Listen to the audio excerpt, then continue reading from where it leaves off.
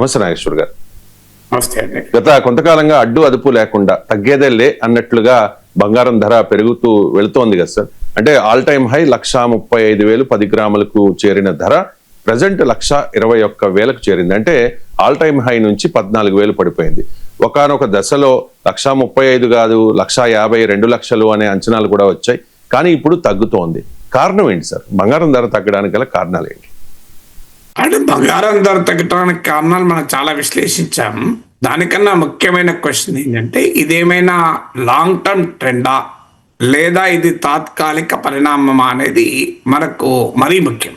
కారణాలు చాలా ఇటీవలనే చాలా డీటెయిల్గా విశ్లేషించాం.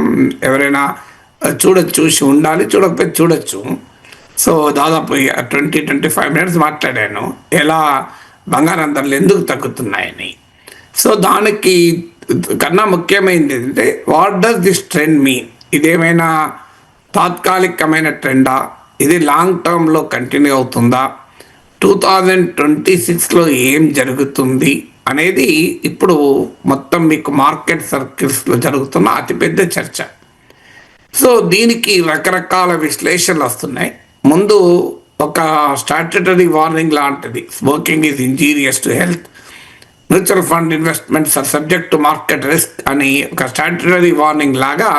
స్టాట్యుటరీ వార్నింగ్ ఏంటంటే, గోల్డ్ అనే ప్రైస్ అనేది అనేక ఫోర్సెస్ పనిచేస్తాయి, గ్లోబల్ ఫోర్సెస్, నేషనల్ పరిణామాలు. అందువల్ల very very very difficult to exactly predict. అందులో ఇప్పుడు గోల్డ్ మూమెంట్ అన్నేచురల్గా ఉంది.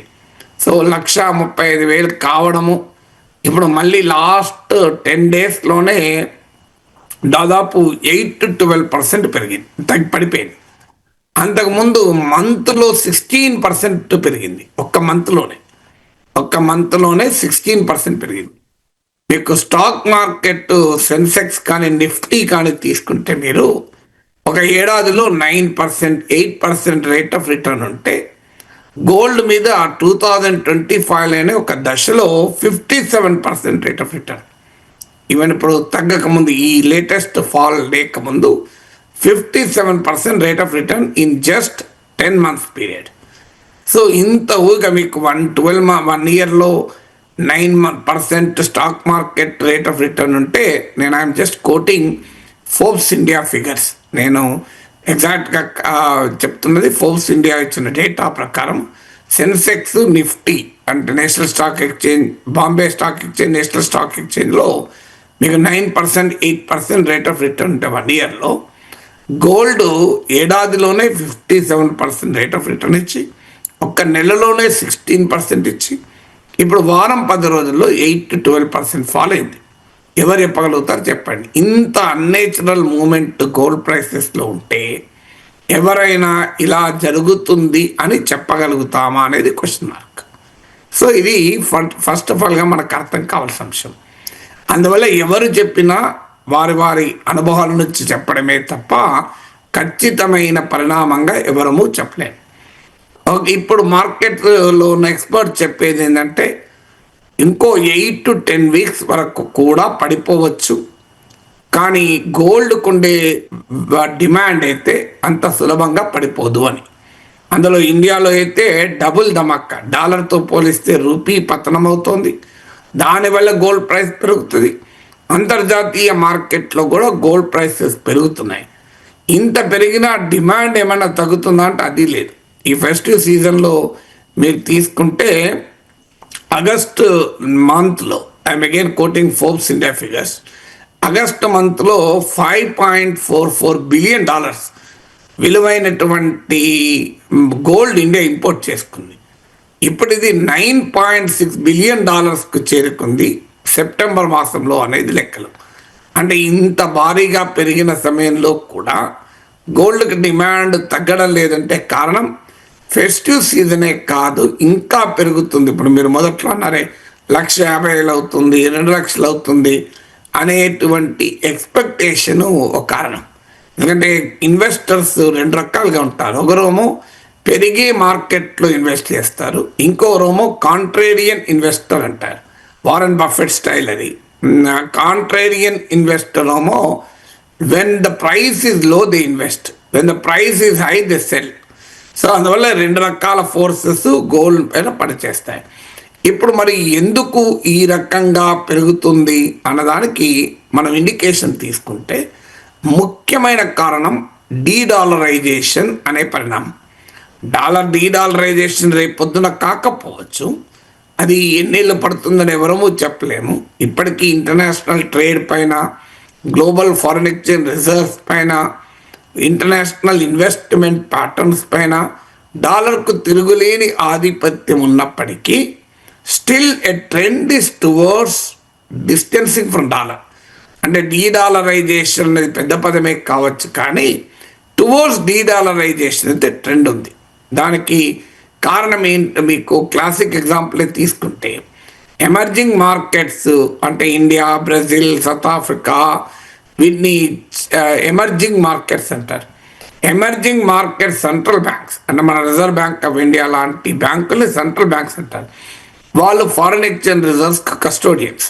ఫారిన్ ఎక్స్చేంజ్ రిజర్వ్స్ అంటే డాలర్ కావచ్చు, యూరో కావచ్చు, యువాన్ కావచ్చు, గోల్డ్ కావచ్చు, వీటన్నిటిని కలిపి ఫారిన్ ఎక్స్చేంజ్ రిజర్వ్స్ అంటారు, విదేశీ మారక ద్రవ్య నిల్వలు అని. సో ఈ ఫారిన్ ఎక్స్చేంజ్ రిజర్వ్స్లో గోల్డ్ షేర్ పెరుగుతూ వస్తుంది.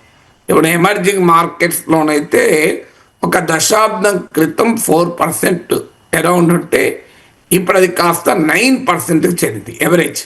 అంటే ఒక్క దశాబ్ద కాలంలోనే ఎమర్జింగ్ ఎకానమీ సెంట్రల్ బ్యాంక్స్ గోల్డ్లో ఇన్వెస్ట్ చేయడాన్ని, గోల్డ్లో రిజర్వ్గా పెట్టుకోవడం డబుల్ అయింది.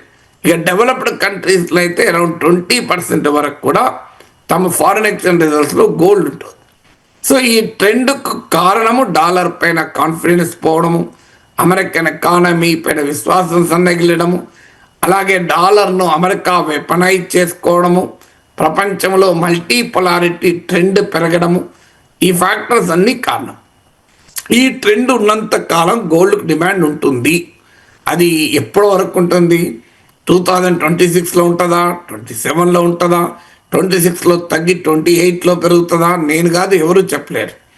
కానీ డెఫినెట్గా డీడాలరైజేషన్ అనే ప్రాసెస్ ఉన్నంత కాలం గోల్డ్కు డిమాండ్ పెరుగుతుంది. డీడాలరైజేషన్ అంటే డాలర్ వైపు చూడడం తగ్గడం, డాలర్ పైన ఆధారపడడం తగ్గడం. ఎందుకంటే ఇప్పటికే నేను ఇంతకుముందు కూడా మాట్లాడాను, చైనా డాలర్తో పోరాడుతూ యువాన్ను ఇంటర్నేషనలైజ్ చేసే ప్రయత్నాలు చేస్తోంది అని. ఎందుకంటే యువాన్ను డాలర్కు పోటీగా చేయాలని. ఇప్పటికీ గ్లోబల్ ట్రేడ్లో యువాన్ పాత్ర చాలా తక్కువ, అరౌండ్ 9%. కానీ చైనా కరెన్సీ స్వాప్ అగ్రిమెంట్ చేసుకుంటోంది. తాజాగా సౌత్ కొరియాతో కరెన్సీ అగ్రిమెంట్, స్వాప్ అగ్రిమెంట్ అంటే యువాన్లను బ్యాంకులు ఎక్స్చేంజ్ చేసుకునే విధానాన్ని, యువాన్లలో ట్రేడ్ అగ్రిమెంట్స్ సౌదీ అరేబియా లాంటి దేశాలతో కుదుర్చుకుంది. ఈ రెండు కూడా అమెరికా మిత్ర దేశాలు. అలాగే డెట్ అప్పులు ఇస్తున్నది మీకు యువాన్లలో. మీకు ఇది అనేక కంట్రీస్, శ్రీలంక ఇలా చాలా కంట్రీస్ మీకు యువాన్లలో అప్పులు తీసుకుంటున్నాయి. సో ఈ ట్రెండ్ మారిపోతుంది కనుక మల్టీపోలారిటీ, ఈవెన్ గ్లోబల్ కరెన్సీ సిస్టంలో కూడా ట్రెండ్ టువర్డ్స్ మల్టీపోలారిటీ జరుగుతుంది. అంటే దీని ప్రభావము మీకు అనివార్యంగా డాలర్ యొక్క షైన్, డాలర్ యొక్క వాల్యూ, డిమాండ్ కంపారిటివ్లీ తగ్గుతూ ఉంటుంది. అది ఎంత తగ్గుతుంది అనేది ఎవరమో చెప్పలేము. డాలర్ సుప్రమసీకి ఎలాంటి డోకా లేదు. సమీప భవిష్యత్తులో కూడా అమెరికన్ డాలర్ సుప్రమసీకి ఏ రకమైన ప్రమాదము లేదు, సవాల్ కూడా లేదు. బట్ స్టిల్ డాలర్ నుంచి డైవర్సిఫై కావాలి. డాలర్ను డిజోన్ చేసుకోవడం లేదు, డాలర్ ఏదో వదిలేయడం లేదు. అందుకే డీడాలరైజేషన్ అనేది కరెక్ట్ పదం కాదు. Diversifying away from dollar. De-dollarisation రెండు రకాలుగా ఉంటాయి. డాలర్ను డిజోన్ చేసుకోవడం డీడాలరైజేషన్ కావచ్చు, కానీ ఇప్పుడు జరుగుతున్నది డీడాలరైజేషన్కు ఉండేటువంటి రెండవ క్యారెక్టర్. అంటే డాలర్ను డిజోన్ చేసుకునే డీడాలరైజేషన్ కాదు. అది డాలర్తో పాటు ఇతర రూపాల్లో కూడా, అది యువాన్ లాంటి కరెన్సీలు కావచ్చు, అది గోల్డ్ లాంటి ప్రెషస్ మెటల్స్ కావచ్చు, వాటిలోకి డైవర్సిఫై అవుతున్నారు. ఇది గ్లోబల్ ట్రేడ్ డైవర్సిఫై అవుతుంది, గ్లోబల్ రిజర్వ్ డైవర్సిఫై అవుతుంది. ఈ diversification of away from dollar ఇప్పుడు జరుగుతున్న పరిణామం. ఇది స్ట్రక్చరల్ క్యారెక్టర్. గ్లోబల్ ఎకానమీలో, గ్లోబల్ పాలిటిక్స్లోనే this diversification is taking place. మీరు ప్రపంచంలో ఉండే మిలిటరీ అలయన్సెస్ చూడండి, పొలిటికల్ అలయన్సెస్ చూడండి, ఎకనామిక్ అలయన్సెస్ చూడండి, అన్నిట్లో మీకు ఇది కనబడుతుంది. There is a structural global shift towards multipolarity. అది జరిగినప్పుడు డైవర్సిఫైయింగ్ అవే ఫ్రమ్ డాలర్ అనేది అనివార్య పరిణామం. అది జరుగుతున్నంత కాలం గోల్డ్కు డిమాండ్ ఉంటుంది. అయితే ఈలోగా కరెక్షన్స్ ఉంటాయి, ఈలోగా ధరలు పడిపోతుంటాయి, పెరుగుతుంటాయి. అందుకే నేను చాలాసార్లు చెప్పింది, మీరు బంగారం కొని 10 ఏళ్ళకో 20 ఏళ్ళకో కావాలనుకుంటే ఖచ్చితంగా గోల్డ్ ఈజ్ బెటర్ ఇన్వెస్ట్మెంట్ అవుతుంది. కానీ మీకు ఎప్పుడు అవసరం, ఇమీడియట్గా అవసరము అనుకుంటే ఎవరూ చెప్పలేండి. 2025లో ఏమవుతుంది, 26లో ఏమవుతుంది, 27లో ఏమవుతుంది అనేది ఎవరూ చెప్పలేరు. కానీ 2025లో నేను గోల్డ్ కొంటాను, 2035కు నాకు అవసరం ఉండొచ్చు అనుకున్నారనుకోండి, మీకు అనుమానం లేదు, గోల్డ్ ఖచ్చితంగా ఏదో సమయంలో పెరుగుతుంది. ఎందుకంటే the structural shift of economy and polity is diversifying from dollar కనుక. సో ఈ ట్రెండ్ మనం అర్థం చేసుకుంటే మీకు అనివార్యంగా గోల్డ్కి ఎందుకు డిమాండ్ పెరుగుతుందని అర్థమవుతుంది. ఇక జియో పొలిటికల్ టెన్షన్స్ ఉన్నప్పుడు, జియో ఎకనామిక్ ప్రెషర్స్ ఉన్నప్పుడు, ఇన్ఫ్లేషన్ ఫియర్స్ ఎక్కువ ఉన్నప్పుడు, అమెరికాలో వడ్డీ రేట్లు తక్కువ ఉన్నప్పుడు, ఇలాంటి అనేక సందర్భాల్లో గోల్డ్కు డిమాండ్ పెరుగుతూ ఉంటుంది. సో అవి ఎకానమీలో మార్పులు చేర్పులు జరుగుతూ ఉంటాయి. కానీ ఇప్పుడు ప్రజెంట్గా గోల్డ్ డిమాండ్ డిసైడ్ చేస్తున్నది డాలర్కు ఉండేటువంటి విలువ. అందువల్ల డెఫినెట్గా లాంగ్ టర్మ్ వ్యూలో చూస్తే గోల్డ్ స్టిల్ రిమైన్స్ అట్రాక్టివ్.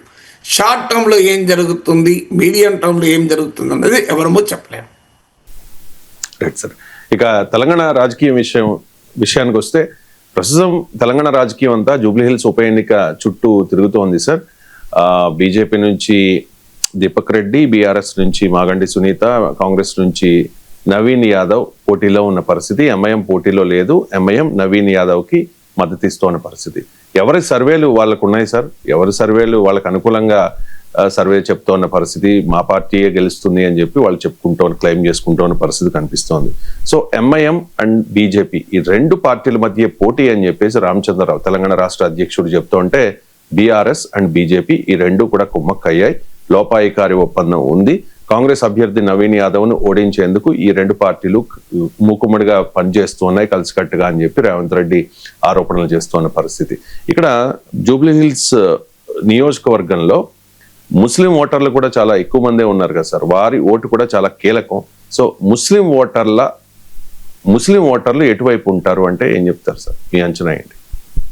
అంటే ఇప్పుడు అనేక సర్వేలు వస్తున్నాయి. అఫ్ కోర్స్ పొలిటికల్ పార్టీస్ కూడా చాలా సర్వేలు స్పాన్సర్ చేస్తున్నాయి. అందువల్ల ఏ సర్వే నిజమైంది, ఏ సర్వే స్పాన్సర్ సర్వే అనేది చెప్పడం కష్టం.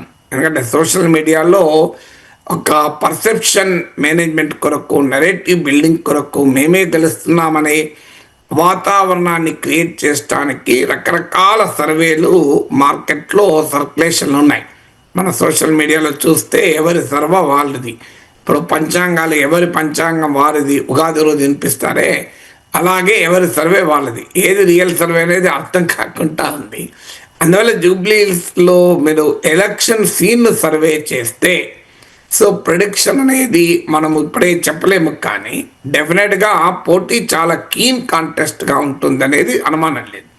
మీకు కీన్ కాంటెస్ట్ కాంగ్రెస్ బీఆర్ఎస్ల మధ్య చాలా గట్టి పోటీ ఉంటుంది. బీజేపీ ఒక సిగ్నిఫికెంట్ ప్లేయర్గా ఉంటుంది. వాస్తవంగా మనకు అర్థం కావాల్సింది ఇది బీఆర్ఎస్ సీట్. ఇది బీఆర్ఎస్ సిట్టింగ్ సీటు. 2023 అసెంబ్లీ ఎలక్షన్స్లో, 2024 లోక్సభ ఎలక్షన్స్లో ఇది సికింద్రాబాద్ లోక్సభ సెగ్మెంట్లో వస్తుంది కనుక బీజేపీ గెలిచిన సీటు. అఫ్కోర్స్ లోక్సభ ఎలక్షన్లో మనం క్రైటీరియాగా తీసుకోలేము. అలాగే మీకు హైదరాబాద్ నగరం మొత్తం, ఒక్క జూబ్లీహిల్స్ సీటే కాదు, హైదరాబాద్ నగరంలోనే కాంగ్రెస్ పార్టీ బెటర్ పర్ఫార్మ్ చేయలేదు. మీకు హైదరాబాదు అడ్జాయినింగ్ ఏరియాస్ మొత్తం బీఆర్ఎస్ లిటరల్లీ స్వీప్ చేసినటువంటి పరిస్థితి. మీకు అందువల్ల మనకు ఈ ఎలక్షన్ జరుగుతున్న కాంటెక్స్ట్ అర్థం కావాలి. ఇది కాంగ్రెస్ పార్టీ సీటే కాదు. లాస్ట్ ఎలక్షన్స్లో కూడా, అంతకుముందు ఎలక్షన్ కూడా కాదనుకుంటున్నా గుర్తున్నంత వరకు. సో అందువల్ల ఇది కాంగ్రెస్ సీటే కాదు. సో ఆ సీట్ ఇప్పుడు కాంగ్రెస్ అధికారంలో ఉండడం వల్ల ప్లేయర్గా మారింది. లేకపోతే అసలు Congress is not a player at all. ఇది బీఆర్ఎస్ సీట్, సిట్టింగ్ సీటు. మీ ఖమ్మం, నల్గొండ, వరంగల్ ఏమో కాంగ్రెస్ అసెంబ్లీ ఎలక్షన్స్లో ఏకపక్షంగా గెలుచుకుంది. ఉత్తర తెలంగాణలో మిక్స్డ్ రిజల్ట్స్ వచ్చాయి. బీజేపీ కూడా బెటర్గా పర్ఫామ్ చేసింది. హైదరాబాద్ నగరానికి వచ్చే వరకు బీఆర్ఎస్ పై చేయింది. వాస్తవంగా బీజేపీకి కూడా హోల్డ్ ఉన్న ప్రాంతం. జిహెచ్ఎంసీ ఎన్నికల్లో కూడా మనం చూసాం. అందువల్ల త్రిముఖ పోటీ ఉంటుంది. అందులో కాంగ్రెస్ బీఆర్ఎస్ల మధ్య బీఆర్ఎస్ ఏమో సిట్టింగ్ సీటు, కాంగ్రెస్ ఏమో రాష్ట్రంలో అధికారంలో ఉంది. అందువల్ల డెఫినెట్గా ఆ రెండు పార్టీల మధ్య నువ్వా నేనా అనే రీతిలో పోటీ ఉంటుంది. అంటే కేక్ వాక్ లాగా ఏ పార్టీకి ఉంటుందని అనుకోను. బట్ డెఫినెట్గా చాలా స్ట్రాంగ్ కంటెస్ట్ ఉంటుంది. 11th రోజు ఎగ్జిట్ పోల్స్ వచ్చే సమయానికి మనకు, అంటే పోలింగ్ అయిపోయే సమయానికి ఒక అంచనా రావచ్చు. బహుశా నాకు కూడా అంచనా వస్తే ఖచ్చితంగా జూబ్లీలో గెలుపు ఎవరిది అనే దానికి నిర్దిష్టంగా నా ప్రిడిక్షన్ కూడా చెప్పే ప్రయత్నం చేస్తాను. ఎందుకంటే తెలంగాణ ఎలక్షన్స్లో ప్రిడిక్ట్ చేయడం సులభం.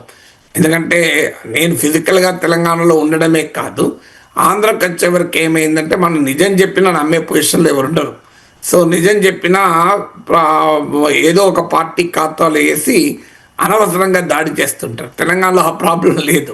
అందువల్ల తెలంగాణలో ప్రిడిక్షన్ లాస్ట్ అసెంబ్లీ ఎలక్షన్లో కూడా చాలా ఎగ్జాక్ట్గా కాంగ్రెస్ 65 సీట్లు వస్తాయని ప్రిడిక్ట్ చేశాను. 2018 అసెంబ్లీ ఎలక్షన్లో కూడా బీఆర్ఎస్కు 70 సీట్స్ వస్తాయని ప్రిడిక్ట్ చేశాను. 2 సార్లు కూడా మై ప్రిడిక్షన్ కేమ్ ట్రూ. 2023కి వచ్చే వరకైతే చాలా క్లోజ్గా కూడా ప్రిడిక్షన్ సక్సెస్ అయ్యా. సో అందువల్ల కాస్త చూద్దాం. 11th నవంబర్ రోజు మనం అంచనాకు స్పెసిఫిక్గా వద్దాం. ఇప్పుడు స్పెసిఫిక్గా రావడం వల్ల మనం ఓటర్లను ఇన్ఫ్లుయెన్స్ చేసిన వాళ్ళం అవుతాం. అందువల్ల మన ప్రిడిక్షన్ ఓటర్లను ఇన్ఫ్లుయెన్స్ చేయకూడదు. ఎన్నికల సిచ్యువేషన్ మాత్రమే అనలైజ్ చేయాలి. అందువల్ల డెఫినెట్గా కాంగ్రెస్ బీఆర్ఎస్ల మధ్య గట్టి పోటీ ఉంటుంది. బీజేపీ సిగ్నిఫికెంట్ ప్లేయర్గా ఉంటుంది. ఇక మీరు అన్నట్లు ముస్లిం ఓటు చాలా కీలకం డెఫినెట్గా. ఎందుకంటే జూబ్లీహిల్స్లో 1,00,000కు పైగా ముస్లిం ఓట్లు ఉన్నాయి. సో ఎంఐఎం ప్రతిసారి పోటీ చేస్తుంది. మీకు ప్రతిసారి అంటే లాస్ట్ టైం అయితే పోటీ చేసింది, కానీ ఈసారి పోటీ చేయలేదు. మీకు ఎంఐఎం స్టైల్ ఏంటంటే ఎవరు అధికారంలో ఉంటే వారికి అనుకూలంగా ఉంటుంది. పోటీ చేసినా చేయకపోయినా అధికార పార్టీ అవసరాలకు అనుగుణంగానే ఉంటుంది. ఎందుకంటే లాస్ట్ అసెంబ్లీ ఎలక్షన్లు ఇక్కడ మహమ్మద్ అజారుద్దీన్ కాంగ్రెస్ అభ్యర్థిగా పోటీ చేశాడు కనుక ముస్లిం ఓట్లు అజారుద్దీన్కి పోయే అవకాశం ఉంటుంది ఎంఐఎం పోటీ చేయకపోతే అనే ఉద్దేశంతో బీఆర్ఎస్కు లాభం అయ్యేందుకు, ముస్లిం ఓట్లు డివైడ్ చేసేందుకు ఎంఐఎం పోటీ చేసింది. ఇప్పుడు ఆ ప్రాబ్లం లేదు కనుక ఇప్పుడు ఎంఐఎం పోటీ చేయకుండా కాంగ్రెస్కు మద్దతు ఇస్తుంది. కానీ క్షేత్రస్థాయిలో కాంగ్రెస్ పార్టీకి ఎంఐఎం మద్దతు ఇచ్చిన ముస్లిం ఓటరు హోల్సేల్గా ఎంఐఎం మాట వినే పరిస్థితి లేదు. ఎందుకంటే ఎంఐఎం తాము ఎందుకు పోటీ చేయడం లేదు అని కన్విన్స్ చేయలేకపోతుంది. 10 ఏళ్ల పాటు బీఆర్ఎస్కు అంత గట్టిగా సపోర్ట్ చేసి ఇప్పుడు కాంగ్రెస్కి ఎందుకు సపోర్ట్ చేస్తుంది అనే దాంట్లో కూడా ఎంఐఎం కన్విన్స్ చేసుకోలేకపోతుంది. దానికి తోడు ఎంఐఎం నాయకులు క్షేత్రస్థాయిలో ఆ మేరకు చురుగ్గా వ్యవహరించకపోవడం, ఎంఐఎం బీఆర్ఎస్ల మధ్య 10 ఏళ్ల పాటు ఉన్న అండర్స్టాండింగు, దాని ఫలితంగా కేసీఆర్కు ఉండేటువంటి పాజిటివ్ ఇమేజ్ కూడా ఈ ఫ్యాక్టర్స్. అందువల్ల ఎంఐఎం సపోర్ట్ చేస్తే సాధారణంగా ముస్లిం ఓటు ఏకోన్ముఖంగా ఏకపక్షంగా కాంగ్రెస్కి షిఫ్ట్ అవుతుందని అనుకుంటారు. కానీ ఆ రకంగా షిఫ్ట్ అయితే I don't think it will happen. Congress BRS share చేసుకుంటాయి. బీజేపీకి ఎలాగో ముస్లిం ఓటు రాదు. అందువల్ల ముస్లిం ఓట్ను గనక కాంగ్రెస్ భారీ ఎత్తున సమీకరించుకోగలిగితే, అంటే రేపు ఎంఐఎం వారు బాగా క్షేత్రస్థాయిలో పనిచేసి ఎలక్షన్ టైం వరకు ఓటర్లను తాము ఎందుకు కాంగ్రెస్కు మద్దతు ఇవ్వాల్సి వచ్చిందో కన్విన్స్ చేయగలిగితే, పోల్ మేనేజ్మెంట్ ద్వారా కూడా సమర్థవంతంగా తమ వైపు తిప్పుకోగలిగితే కాంగ్రెస్ పార్టీ రిజల్ట్ను ప్రభావితం చేయగలుగుతుంది. లేకపోతే మాత్రం కాంగ్రెస్కు ఏకపక్షంగా రాదు. బీఆర్ఎస్కు అసెంబ్లీ ఎన్నికల లాగా బీఆర్ఎస్ కాంగ్రెస్ల మధ్యనే ముస్లిం ఓటు డివైడ్ అయ్యే అవకాశమే కనబడుతుంది. సార్, ఇక జూబ్లీహిల్స్ ఉప ఎన్నిక నేపథ్యంలో ఈ కుల సమీకరణలు కూడా స్టార్ట్ అయ్యాయి సార్. అసలే కార్తీక మాసం కదా సార్, వనభోజనాలుగా చెప్పబడే కుల భోజనాల్లో రాజకీయ నాయకులు ఎంటర్ అవుతూ ఉన్నారు. సో అక్కడ మా పార్టీని గెలిపించండి, మాకు మద్దతు ఇవ్వండి అని చెప్పి అడుగుతున్న పరిస్థితి. రీసెంట్ గా నిన్న రేవంత్ రెడ్డి కమ్మ సంఘం నాయకులతో భేటీ అయ్యారు సార్. ఈ సందర్భంగా అక్కడ కృష్ణ అభిమానులు, అలాగే మహేష్ సేనగా చెప్పబడే మహేష్ బాబు అభిమానులు నవీన్ యాదవ్ కు మద్దతు ఇస్తూ ఉన్నట్టుగా వాళ్ళు ప్రకటించిన పరిస్థితి.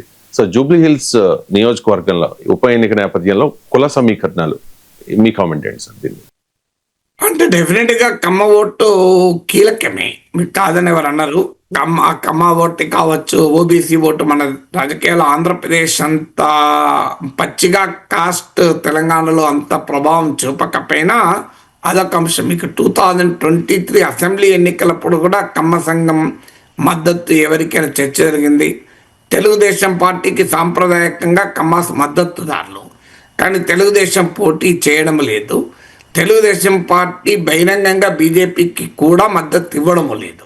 ఆంధ్రలో పొత్తున్నప్పటికీ కూడా తెలంగాణలో బీజేపీ అడగలేదు, టీడీపీ ఇవ్వలేదు. ఎందుకంటే తెలుగుదేశం మద్దతు ఉంది అంటే అది కొత్త సమస్యలు వస్తాయి బీజేపీకి. అందుకే 2015లో మీకు తెలుగుదేశంతో 2014లో మీకు కలిసి ఉన్నప్పటికీ కూడా ఉమ్మడి 2 రాష్ట్రాలు అటు ఆంధ్రప్రదేశ్తో తెలంగాణలో బీజేపీ టీడీపీ కలిసి ఉన్నా ఆంధ్రప్రదేశ్లో బీజేపీ నుంచి టీడీపీ విడిపోక ముందే తెలంగాణలో టీడీపీ బీజేపీ దూరం పెట్టింది. అందువల్ల మీకు తెలుగుదేశం పార్టీ అధికారికంగా నిలబడి బీజేపీకి మద్దతు ఇస్తే పరిస్థితి ఒక రకంగా ఉంటుంది. కానీ లాస్ట్ అసెంబ్లీ ఎలక్షన్లో కమ్మ సంఘం కూడా రేవంత్ రెడ్డి పట్ల సానుకూలత వ్యక్తం చేసింది. దానికి కారణం ఏంటంటే చంద్రబాబు నాయుడుకు రేవంత్ పట్ల ఉన్న సాన్నిహిత్యము అనేది బీఆర్ఎస్ చేసే ప్రచారం కూడా ఒక రకంగా ఉపయోగపడుతుంది. కానీ అది ఎంత ప్రభావం చూపింది అంటే అసెంబ్లీ ఎన్నికల్లో మీకు కమ్మ సంఘం మద్దతులు ఇచ్చాయని చెప్పినా కాంగ్రెస్ ఏం గెలవలేదు కదా. అందువల్ల సంఘాలు మద్దతు ఇస్తే ఇప్పుడు మహేష్ బాబు అభిమానుల సంఘం, కృష్ణాభిమానుల అభిమానుల మద్దతు ఇవ్వాలని రూలేమీ లేదు. కానీ ఈ కాన్స్టిట్యున్సీలో మీకు అభ్యర్థుల సామాజిక నేపథ్యం కూడా కీలకమవుతుంది. అందువల్ల మాగంటే సునీతకు ఆ అడ్వాంటేజ్ కూడా రావచ్చు బీఆర్ఎస్ క్యాండిడేట్కు. సో రేవంత్ రెడ్డి పట్ల కమ్మ ఓటర్లలో ఉండే సానుకూలత, ఎందుకంటే బీఆర్ఎస్ చంద్రబాబు నాయుడు టార్గెట్ చేస్తూ రాజకీయం చేస్తుంది కనుక కమ్మ ఓటర్స్ బీఆర్ఎస్కు వ్యతిరేకంగా కాంగ్రెస్కు రావచ్చున్నది కాంగ్రెస్ అంచనా. కానీ అభ్యర్థి సామాజిక నేపథ్యం చూస్తే కమ్మ ఓటు బీఆర్ఎస్కు వెళ్ళే అవకాశం కూడా కొట్టిపారేలేము. అందులో తెలుగుదేశం పార్టీ మద్దతు ఎవరికీ లేదు కనుక ఆ ఓటు వొలటైల్గా కూడా ఉండవచ్చు. అందువల్ల మీకు ఆ సంఘాల మద్దతు ఇచ్చినంత మాత్రాన క్షేత్రస్థాయిలో ఓటర్ల మద్దతు ఇస్తారని చెప్పలేం కదా. ఇక ఈ జూబ్లీహిల్స్ ఉప ఎన్నిక నేపథ్యంలో రౌడీ షీటర్ అనే అంశం కూడా ప్రధానంగా చర్చకు వస్తుంది సార్. ఈ నవీన్ యాదవ్ రౌడీ షీటర్ అని చెప్పి కేటీఆర్, కేసీఆర్ లాంటి వాళ్లే విమర్శలు చేసిన పరిస్థితి. అండ్ ఈ నవీన్ యాదవ్ తండ్రి చిన్న శ్రీశైలం యాదవ్ మీద రౌడీ షీట్ ఉంది కాబట్టి ఆయన రీసెంట్ గా బైండ్ ఓవర్ కూడా చేసిన పరిస్థితి సార్. రౌడీ షీటర్ తో అంటే ఈ ఎన్నికల ప్రచారంలో చిన్న శ్రీశైలం యాదవ్ కూడా పాల్గొన్నారు కాబట్టి ఈ రౌడీ షీటర్ తో ప్రచారం చేస్తూ ఉన్నారు అనేసి బీఆర్ఎస్ నాయకులు కూడా ఆరోపిస్తూ ఉన్నారు. ఈ రౌడీ షీట్ అనే అంశం ఈ ఎన్నికల్లో ఎంతవరకు ప్రభావం చూపించే అవకాశం ఉంది సార్? అంటే రౌడీ షీటర్లు రాజకీయాల్లో ఏ పార్టీలో లేరు చెప్పండి. ఇప్పుడు నవీన్ యాదవ్ గురించి నేను వ్యక్తిగతంగా ఎవరిపైన కామెంట్ చేయను, కానీ రాజకీయాల్లో రౌడీ షీటర్లు కొత్త కాదు కదా. ఇప్పుడు ఏ రాజకీయ పార్టీ చెప్పగలుగుతుంది మా పార్టీలో రౌడీ షీటర్లు ఉండరని, రౌడీ షీటర్లను చేర్చుకోమని? ఇదే నవీన్ యాదవ్ బీఆర్ఎస్లో చేరి ఉంటే బీఆర్ఎస్ మీ నాన్న రౌడీ షీటర్, మీ బ్రదర్ రౌడీ షీటర్ అని దూరం పెట్టేదా? మనకు తెలియంది ఏమున్నది. సో తమ ప్రత్యర్థి పార్టీలో ఉంటే అవినీతి ఆరోపణలు, రౌడీ షీట్లు అన్నీ గుర్తొస్తాయి. తమ పార్టీలో ఉంటే మొత్తం పరమ పవిత్ర పునీతమైపోతారు. ఇది రాజకీయాల్లో సహజం కదా. అందువల్ల పలానా రాజకీయ పార్టీ రౌడీ షీటర్లకు పూర్తిగా దూరంగా ఉంది, అవినీతి పనులకు పూర్తిగా దూరంగా ఉంది, అక్రమార్కులకు పూర్తిగా దూరంగా ఉందని చెప్పుకుంటే దాన్ని మించిన జోక్ ఇంకోటి ఏం లేదు. సో అందువల్ల అది ఇష్యూ కాదు. తర్వాత ప్రజలకు కూడా ఏదో రౌడీ షీటర్లు కదా అని ఓట్లు లేకుండా ఉన్నారా? అవినీతి పనులు కదా అని ప్రజలు ఓట్లు లేకుండా ఉన్నారా? సో మీకు అలా అంటే మీకు పార్లమెంట్లో గెలుస్తున్న వారిలో ఓ 30% ఉంటారు హత్య నేరము, రేప్ నేరము ఇలాంటివి చేసి శిక్షలు పడ్డ వాళ్ళు ఉంటారు. అగ్రవేటెడ్ అఫెన్సెస్ అంటారు ఇంగ్లీష్లో. అలాంటి ఆరోపణల వాళ్ళు 30% దాకా ఉంటారని association for democratic reforms ADR వాళ్ళ సర్వేలు చెప్తున్నాయి కదా. అంటే మరి అది రాంగ్ అయితే పప్పు యాదవ్లు, సయ్యద్ షాబుద్దీన్లు, మీకు అజాం ఖాన్లు వీళ్ళంతా ఎట్లా గెలుస్తున్నారు? గెలవడం లేదా మీకు బీహార్లో, ఉత్తరప్రదేశ్లో? దేశంలో అలా ఎవరు ఇది ఫలానా వ్యక్తి రౌడీ షీటర్ కనుక మేము ఓటు వేయకూడదు అని ప్రజలు భావిస్తున్నారా? అసలు అదొక fundamental question. Naveen Yadav rowdy షీటరా కాదా అనే జడ్జిమెంట్ నేను ఇవ్వడం లేదు. That's not my business to tell. So కానీ బట్ రౌడీ షీటర్ అనేది రాజకీయ పార్టీలను దూరం పెట్టడం లేదు, ఓటర్లు దూరం పెట్టడం లేదు. అందులో నాకున్న అండర్స్టాండింగ్ ప్రకారం అయితే నవీన్ యాదవ్ క్షేత్రస్థాయిలో బస్తీల్లో పేద వర్గాల్లో కాస్త ఇన్ఫ్లుయెన్స్ కూడా ఉన్న అభ్యర్థి. నవీన్ యాదవ్ గనుకనే ఆ మేరకు కాంగ్రెస్ పార్టీకి బెటర్ చాయిస్ అవుతారని కూడా వార్తలు వస్తున్నాయి. అంతే మన వీక్ క్యాండిడేటు బీఆర్ఎస్ చెప్పినట్లు రౌడీ షీటర్ అనే ఇమేజ్ ఉంది, దాని ప్రచారంలో పెట్టాం కనుక. కానీ అది కొంత అప్పర్ క్లాస్ ఓటర్స్లో, అప్పర్ కాస్ట్ ఓటర్స్లో, ఎలీట్ ఓటర్స్లో, గేటెడ్ కమ్యూనిటీస్లో, విల్లాస్లో, హై అండ్ అపార్ట్మెంట్లో ఉండే వారిపైన కాస్త ప్రభావం చూపచ్చేమో. కానీ అది ఆ ఓటేమి కాంగ్రెస్ పార్టీ వెనకాల పూర్తిగా ర్యాలీ అయ్యేం లేదు కదా. సో ఆ ఓటంతా కాంగ్రెస్ పార్టీ ఓటర్లు అప్పర్ కాస్ట్, అప్పర్ క్లాస్, అందువల్ల ఆ ఓటు పోతున్న భయం లేదు కదా. మాస్ ఓటర్స్లో ఈ ఇమేజ్ ఏమి పెద్ద సమస్య వస్తుందని అనుకోను. ఎందుకంటే కాంగ్రెస్ పార్టీ కూడా కౌంటర్ అటాక్ చేస్తుంది. నవీన్ యాదవ్ కార్యకర్తలకు అండగా ఉంటాడు, యాక్సెసిబుల్గా ఉంటాడు, ఓటర్లకు యాక్సెసిబుల్గా ఉంటారు. కానీ బీఆర్ఎస్ క్యాండిడేటే యాక్సెసిబుల్గా ఉండరు క్యాడర్కు, ఓటర్కు అని ఈ ప్రచారం కూడా మొదలుపెట్టారు. ఇక బీజేపీ అభ్యర్థి పైన అయితే స్థానికంగా వాళ్ళ పార్టీలోనే వ్యతిరేకత కూడా వ్యక్తమవుతుంది. అందువల్ల అయినా మన దేశంలో క్యాండిడేట్ బట్టి కన్నా పార్టీని బట్టి ఎక్కువ ఓటేస్తారు. మీరు ఈవెన్ సర్వేలో కూడా వ్యక్తమయ్యేది 60% ఎబో పార్టీని బట్టి ఓటేస్తారు. ఒక 30% 40% వరకు మాత్రమే అభ్యర్థిని చూస్తామని అంటారు. రియాలిటీలో అది కూడా చూడరు. అభ్యర్థులను బట్టి ఓట్లు వేయాలనుకుంటే చాలా మంది ఎన్నిక కావాలి కదా. మీరు ఎన్నిక అవుతున్నారా? మనకు ఏ ఎన్నికైనా చూడండి, మీకు అభ్యర్థిని బట్టి గెలుస్తున్నారా? అభ్యర్థిని బట్టి ఎప్పుడూ గెలవరు. అలా అయితే చాలా రాజకీయ నాయకులు ఓడిపోవాలి, లేదు కదా. సో అందువల్ల మన దేశంలో రాజకీయాలు పార్టీలు శాసిస్తాయి, పొలిటికల్ ఇష్యూస్ శాసిస్తాయి. క్యాండిడేట్ అనే అంశము కాస్త పరిమితమైన ప్రభావమే పడుతుంది. అందులో క్యాండిడేట్ పైన చేసి ఈ రకమైన ఆరోపణలు నేటి నేరమయ రాజకీయాల్లో పెద్ద నెగిటివ్ అంశం అని నేను అనుకోను. సార్, ఇక బీఆర్ఎస్ ప్రచారంలో చాలా అంశాలని వాళ్ళు రైజ్ చేస్తూ ఉన్నారు. ముఖ్యంగా ఈ బాకీ కార్డ్ అని చెప్పేసి రేవంత్ రెడ్డి చాలా హామీలు ఇచ్చారు. ఈ కాంగ్రెస్ ప్రభుత్వం అధికారంలోకి వచ్చి 2 ఏళ్ళు అయినా చాలా హామీల్ని నెరవేర్చలేదు అని చెప్పి, కొన్ని బాకీలు ఉన్నారు ఇప్పటికీ అని చెప్పి బీఆర్ఎస్ రైజ్ చేస్తోంది. సార్, ఈ అంశాన్ని ఎందుకు సార్ రైజ్ చేస్తోంది బాకీ కార్డ్ని బీఆర్ఎస్? అంటే కారణం ఏంటంటే, మీకు హైదరాబాద్ సిటీకి వచ్చేవరకు ఏమవుతుంది అంటే, ఈ సంక్షేమ పథకాలు గ్రామీణ ప్రాంతాల్లో అమలైనట్లు, ఇప్పుడు ఉదాహరణకు రైతు భరోసా ఉంది, రైతు రుణమాఫీ ఉంది. అఫ్కోర్స్ హైదరాబాద్లో ఉన్న వరకు గ్రామీణ ప్రాంతాల్లో వ్యవసాయ నేపథ్యం ఉన్న వాళ్ళు ఉండవచ్చు, కానీ అంత ఉండరు. వ్యవసాయ ఏ నేపథ్యం లేని వాళ్ళే పట్టణాల్లో, నగరాల్లో కాస్త పనులు వెతుక్కుంటూ వస్తారు కదా. సో అందువల్ల మీకు సహజంగానే మీకు ఇక్కడ సంక్షేమ పథకాలు, మహిళల ఉచిత రవాణా అనేది కాస్త ఉపయోగపడవచ్చు. మిగిలిన పథకాలు పెద్దగా ఇక్కడ ఇంపాక్ట్ చూపే స్కోప్ లేదు అనేది బీఆర్ఎస్ నమ్మకం. అది ఎంత మేరకు నిజమనేది తర్వాత సంగతి, కానీ వాళ్ళ నమ్మకం అది. పెన్షన్లు పెంచలేదు, సో ఈ పథకాలు మీకు మహిళలకు డబ్బులు ఇస్తామన్నది ఇవ్వలేదు. సో అందువల్ల సంక్షేమ పథకాలు కంపారిటివ్లీ సిటీలో ప్రభావము తక్కువగా ఉంటుంది కనుక బాకీ కార్డులు అనేది ప్రభావం చూపుతుందని. కానీ మనకు అర్థం కావాల్సింది ఏంటంటే, 2023 అసెంబ్లీ ఎలక్షన్లు తీసుకుంటే కేసీఆర్ సంక్షేమ పథకాలు, రైతు బంధు, దళిత బంధు, పెన్షన్లు, మీకు షాదీ ముబారక్, మీకు ఇలాంటి పథకాలు బాగా అమలైనటువంటి పథకాలు అమలైన గ్రామీణ ప్రాంతాల్లోనే బీఆర్ఎస్ ఓడిపోయింది. సంక్షేమ పథకాల ప్రభావం తక్కువ ఉండే హైదరాబాద్లో బీఆర్ఎస్ బాగా గెలిచింది. అందువల్ల సంక్షేమ పథకాలు ఎంత మేరకు ఇష్యూగా ఉంటాయనేది క్వశ్చన్. అయితే ముస్లిం ఓటర్లలో మాత్రం షాదీ ముబారక్ కేసీఆర్ హయాంలో ఇంప్లిమెంట్ అయిందనే ఫ్యాక్టరు కాస్త ప్రభావం చూపుతున్నట్టుగా కనబడుతోంది.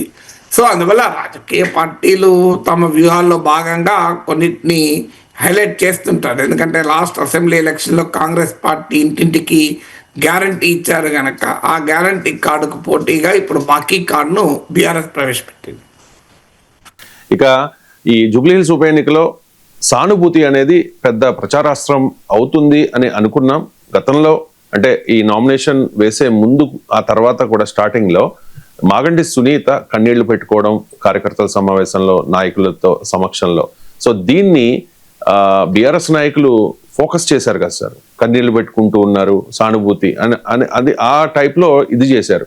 కానీ ఈ మధ్య కాలంలో చూస్తూ ఉంటే కనుక ఎక్కడా కూడా మాగంటి సునీత కన్నీళ్లు పెట్టుకోవడం లేదు. ఆ సానుభూతి అనే అంశాన్ని బీఆర్ఎస్ నాయకులు పెద్దగా రైజ్ చేయడం లేదు. కారణం ఏంటి సార్? నేను అంతకుముందు విశ్లేషణలు కూడా చెప్పాను, ఇది పెద్ద ప్రధాన అంశంగా లేదు. పొలిటికల్ అంశాలే జూబ్లీస్ బై ఎలక్షన్ ఇంపాక్ట్ చేస్తాయని. మీకు ఇది ఇప్పుడే కాదు, దుబ్బాకలో కూడా సానుభూతి ఫ్యాక్టర్ పనిచేయలేదు కదా, లింగోజిగూడలో కూడా సానుభూతి ఫ్యాక్టర్ పనిచేయలేదు జిహెచ్ఎంసీలో.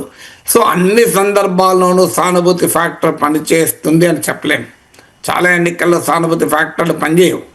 సో అందువల్ల సానుభూతి ఫ్యాక్టరీ పనిచేస్తుంది అంటే ఐ థింక్ మీకు సికింద్రాబాద్ కంటోన్మెంట్ అనుభవం కూడా ఉంది. సో అందువల్ల సానుభూతి అనేది అంశంగా ఉంది అని నేను అనుకోను. మీకు కొన్ని ప్రత్యేక సందర్భాల్లో సానుభూతి అంశం పనిచేయచ్చు, కానీ అన్ని సందర్భాల్లో సానుభూతి అంశం పనిచేయదు. పొలిటికల్ అంశాలు డామినేట్ చేసినప్పుడు సానుభూతి అంశాలు అసలే పనిచేయవు. అందువల్ల నేను చూసిన సర్వేల ప్రకారం, అంచనా ప్రకారం అయితే సానుభూతి అనే అంశం ప్రధానంగా ఓటర్ల పైన ప్రభావం చూపడం లేదు. అందుకే రాజకీయ పార్టీలకు కూడా పట్టించుకోలేదు. ఎందుకంటే ఒకప్పట్లాగా పాలిటిక్స్ లేవు. ఇప్పుడు పాలిటిక్స్ చాలా సైంటిఫిక్గా తయారయ్యాయి, చాలా శాస్త్రీయంగా సర్వేలు చేస్తున్నారు, అధ్యయనాలు చేస్తున్నారు, వాటికి అనుగుణంగా తమ వ్యూహాలని రచించుతున్నారు కూడా. సో అందువల్ల గతంలో లాగా రాజకీయాలు లేవు. అందువల్ల వాళ్ళ రాజకీయ పార్టీలకు కూడా ఫీడ్బ్యాక్ ఉంటుంది సర్వేల ద్వారా, పార్టీ కార్యకర్తల ద్వారా. సో ఆ ఫీడ్బ్యాక్ ఆధారంగానే వారు ప్రచారాస్త్రాలను ఎంచుకుంటారు కదా. ఇక అభివృద్ధి అనే అంశాన్ని రెండు పార్టీలు బీఆర్ఎస్ అండ్ కాంగ్రెస్ రేస్ చేస్తూ ఉన్నాయి. గత 2 ఏళ్ల కాలంలో కాంగ్రెస్ ప్రభుత్వం అధికారంలోకి వచ్చిన తర్వాత అద్భుతంగా అభివృద్ధి చేశాము కాబట్టి మాకే ఓటేయండి, ఈ అభివృద్ధి కొనసాగాలంటే కాంగ్రెస్కే ఓటేయండి అని చెప్పి ఆ పార్టీ నేతలు చెబుతూ ఉంటే రేవంత్ ప్రభుత్వానికి బుద్ధి చెప్పండి అని చెప్పి బీఆర్ఎస్ అంటుంది సార్. ఈ అభివృద్ధి మీద ఈ ప్రభావం ఎంత ఉంటుంది అంటారు జూబ్లీహిల్స్ ఉప ఎన్నికలు? అద్భుతంగా అభివృద్ధి చేసాం మాకు ఓటేయని కూడా కాంగ్రెస్ నాయకులు ఎక్కడ చెప్తున్నట్టు మీరు అంటున్నారు, కానీ నేనే చూడలే. అభివృద్ధి చేసామంటున్నారు కానీ అద్భుతంగా అభివృద్ధి చేసామని వాళ్ళు కూడా చెప్పడం లేదు. మేము 2 years అధికారంలోకి వచ్చాం, కానీ సిటీలో రోడ్లు, డ్రైనేజ్ కొన్ని పనులు చేసాం. వాళ్ళు ప్రధానంగా చెప్తున్నది ఇక ఈ ఎన్నిక ద్వారా ప్రభుత్వాలు మారవు, అందువల్ల ప్రతిపక్షాన్ని గెలిపిస్తే అభివృద్ధి జరగదు, అధికార పార్టీని గెలిపిస్తే అభివృద్ధి జరుగుతుంది అనేది కాంగ్రెస్ ప్రచారాస్త్రం. ఈ 2 ఏళ్లలో జరిగిన అద్భుత అభివృద్ధి అనేది కాదు ప్రచారాస్త్రం. మేము అధికారంలో ఉన్నాం కనుక కాంగ్రెస్ను గెలిపిస్తే అభివృద్ధికి అవకాశం ఉంటుంది అన్నది ప్రచారాస్త్రం. సో అందువల్ల దానికి తోడు ఫ్యూచర్ సిటీ, మూసీ ప్రక్షాళన, మెట్రో, ఇవన్నీ భవిష్యత్ ఎజెండా. మీకు ఇమీడియట్గా బీఆర్ఎస్ నమ్మకం ఏంటి అంటే హైదరాబాద్లో ప్రజలు 2023లో రాష్ట్రంలో గ్రామీణ ప్రాంతాల్లో సంక్షేమ పథకాలు రిలేటివ్లీ బెటర్గా అమలైనటువంటి ప్రాంతాల్లోమో బీఆర్ఎస్ గెలవలేదు, కానీ ఆ సంక్షేమ పథకాల ప్రభావము అంతగా లేని హైదరాబాద్ నగరంలో బీఆర్ఎస్ గెలిచింది. అందువల్ల బీఆర్ఎస్ నమ్మకం ఏంటంటే కేసీఆర్ హయాంలో హైదరాబాద్ సిటీ అభివృద్ధి అయింది కనుక ఆ ఇమేజ్ తమకు ఉపయోగపడుతుంది అనేది బీఆర్ఎస్ నమ్మకం.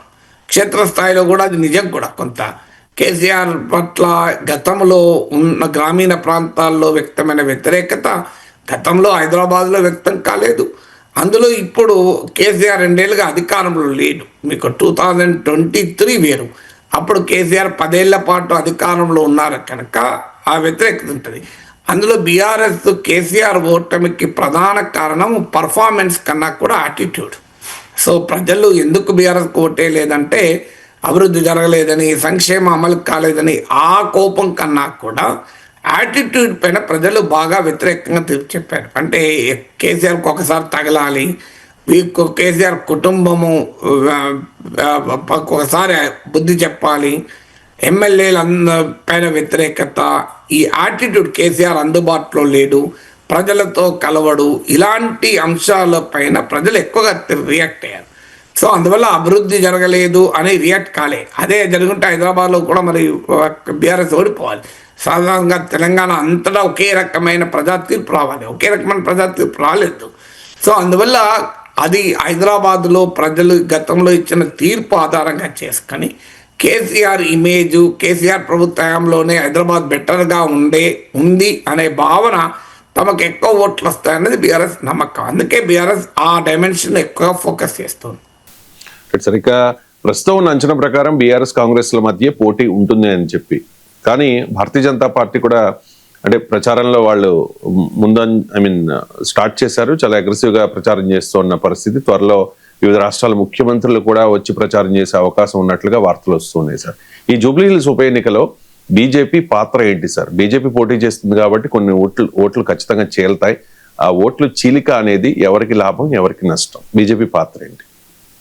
బీజేపీ కింగ్ కన్నా ఎక్కువ కింగ్ మేకర్ అవుతుంది. కింగ్ మేకర్ అవుతుంది అంటే గెలుపు ఓటమిని ప్రభావితం చేస్తుంది. ఎందుకంటే అపోజిషన్ స్పేస్లో మీకు ఎప్పుడైతే ఇది కాంగ్రెస్ బీఆర్ఎస్ల మధ్య ప్రత్యక్ష పోటీగా, బలమైన పోటీగా టర్న్అవుట్ అవుతుందో, బీజేపీకి ఓటింగ్ పెరుగుతున్న కొద్దీ అది కాంగ్రెస్కు అడ్వాంటేజ్గా మారుతుంది. అందువల్ల ఈ జూబ్లీ బై ఎలక్షన్ను డిసైడ్ చేసే అంశం ఏది అంటే, ఒకటి బీజేపీకి ఎంత ఓటింగ్ వస్తుంది అని.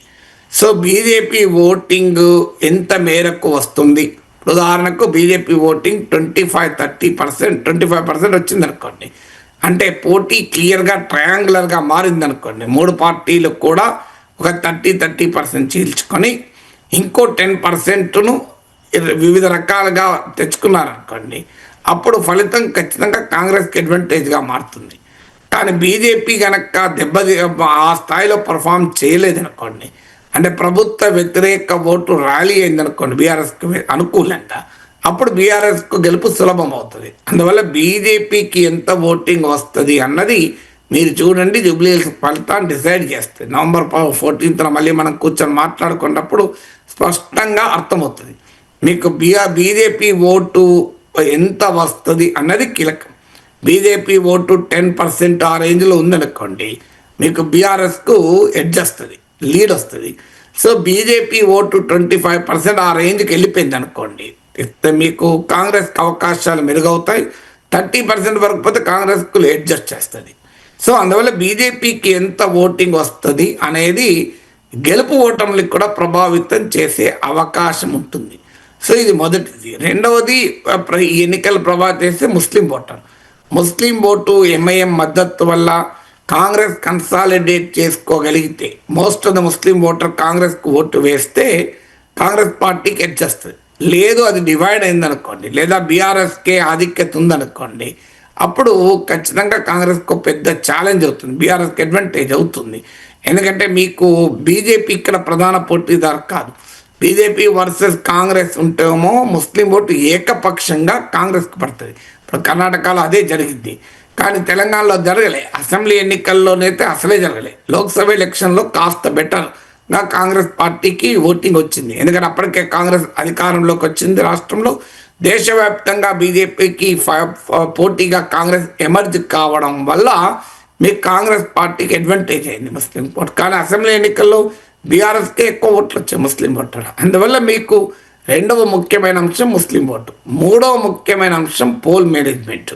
ఇది ఒక చాలా కీలకమైన ఫ్యాక్టర్ అవుతుంది. ఎందుకంటే మీకు పోల్ మేనేజ్మెంట్, మీకు కంటెస్ట్ చాలా కీన్గా ఉన్నప్పుడు పోల్ మేనేజ్మెంట్ ఎవరు ఎఫెక్టివ్గా చేస్తే, పోల్ మేనేజ్మెంట్ అంటే నేను వివరించాల్సిన అవసరం లేదు, మీ అందరికీ తెలుసు. అది ఎవరు ఎఫెక్టివ్గా చేస్తే వారికి అప్పర్ హ్యాండ్ వస్తుంది. నాలుగో ఫ్యాక్టరు, హైదరాబాద్ సిటీకి వచ్చే వరకు అప్పర్ క్లాస్ ఓటర్. మీకు అపార్ట్మెంట్స్లో మీకు విల్లాస్లో వీన్లో ఉండే ఓటరు ఓటింగ్ ఎంత ఉంటుంది, మాస్ ఓటింగ్ ఎంత ఉంటుంది. సో మీకు క్లాస్ ఓట్ ఎంత పోల్ అవుతుంది, మాస్ ఓట్ ఎంత పోల్ అవుతుంది. క్లాస్ ఓట్ కనుక సరిగా పోలింగ్ కాకపోతే రిజల్ట్ ఒక రకంగా ఉంటుంది. సో అందువల్ల ఇలాంటి అనేక డైమెన్షన్ జూబ్లీ హిల్స్ బై ఎలక్షన్ను ప్రభావితం చేస్తాయి. అయితే నాకు అంచనా ఉన్నప్పటికీ కూడా నేను ఓటర్లను ప్రభావితం చేసే విధంగా నా విశ్లేషణ ఉండకూడదని నేను కాస్త రెస్ట్రెంట్తో విశ్లేషిస్తున్నాను. డెఫినెట్గా 11th రోజు పోలింగ్ అయిపోయాక మరింతగా నా అంచనా చెప్పగలను. కానీ ఇప్పటికైతే నేను డిఫరెంట్ ఫ్యాక్టర్స్ ఏంటి, పుల్స్ అండ్ ప్రెషర్స్ ఏంటి అని మాత్రమే చెప్పాను. అందువల్ల పూర్తిగా సారీ పలానా పార్టీ గెలుస్తుంది అని చెప్తే బాగుండు, పలానా పార్టీ ఓడిపోతుందని చెప్తే బాగుంటుంది కొంతమంది కోరికగా ఉండవచ్చు, కానీ అది నా పని కాదు కదా. ఎందుకంటే నేను ఓటర్లను ప్రభావితం చేసే విధంగా విశ్లేషణ ఉండకూడదు అని చెప్పి ఎన్నికల విశ్లేషణ చేయకుండా ఉండలేము. సో అందువల్ల అది రెండింటి బ్యాలెన్స్ చేయాల్సి ఉంటుంది. ఇక ఈ 3 ప్రధాన పార్టీల ప్రచార సరళి ఏ రకంగా ఉంది సార్? రేవంత్ ఆల్రెడీ రంగంలోకి దిగారు, వివిధ సంఘాల నేతలతో కూడా భేటీ అవుతూ ఉన్నారు. రాబోయే 2-3 రోజుల్లో కూడా ఆయన స్కెడ్యూల్ ఉంది ప్రచార సభలకి. సో కేసీఆర్ ఇంకా ప్రచారంలోకి వస్తారా లేదా అనే దాని మీద క్లారిటీ లేదు. మరి భారతీయ జనతా పార్టీ నుంచి కిషన్ రెడ్డి చాలా అగ్రెసివ్ గా ప్రచారం చేస్తూ ఉన్నారు. ఇంకా చాలా రాష్ట్రాల ముఖ్యమంత్రులు, బీజేపీ పాలిత రాష్ట్రాల ముఖ్యమంత్రులు ప్రచారానికి వస్తారు అనే ప్రచారం కూడా జరుగుతోంది. మీ అబ్జర్వేషన్ ఏంటి సార్? ఇప్పటి వరకు ప్రచార సరళి ఎలా ఉంది?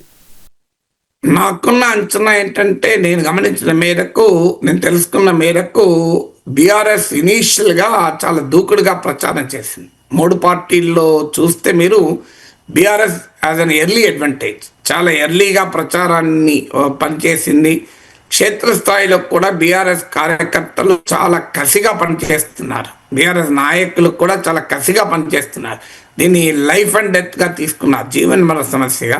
మూవింగ్ హెవెన్ అండ్ ఎర్త్ అంటారు ఇంగ్లీష్లో, ఈడియం, భూమి ఆకాశాలను ఏకం చేయడం అనేది. ఆ స్థాయిలో బీఆర్ఎస్ పూర్తి స్థాయిలో దిగి పనిచేస్తుంది.